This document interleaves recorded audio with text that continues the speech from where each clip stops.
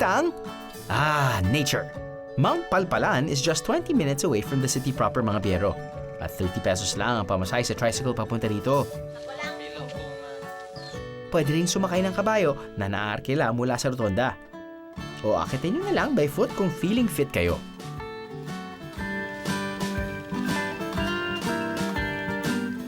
Mula sa itaas, makikita ang skyline ng lungsod. Kailangan lang hintayin mawala ang hamog na bumabalot dito tuwing umaga.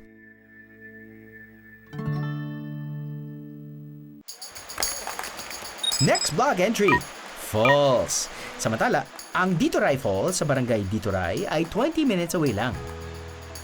May 200 paakyat. The quick and easy. At ang slow and steady. Kahit aling daan ang piliin nyo, sulit pag nakita na ang ganda ng Ditoray Falls.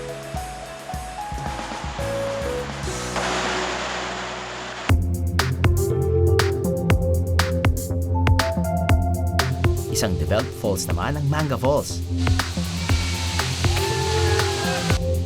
May taas na 30 to 40 feet ang Manga Falls, may lalim na 7 feet.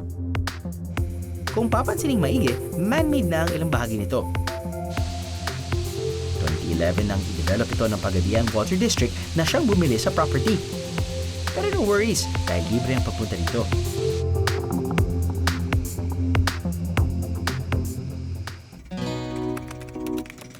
Kung may falls, meron ding dagat dito sa Pagadian. Mula sa port, sumakay ng bangka para marating ang pinagmamalaking islet ng Pagadian. Ang puting balas o white sand. Hindi man kasing pino at puti ng buhangin ng Boracay, nagpapakita ang sandbar na to mula alas 6 hanggang alas 8 ng umaga. Perfect place para mag-chill. Sikat din sa mga lokal ang Dao Dao Island na binubuo ng isang malaking isla na tinatawag na Daco. At isang man-made islet kung saan pwedeng mag-swimming at pagrenta ng cottages.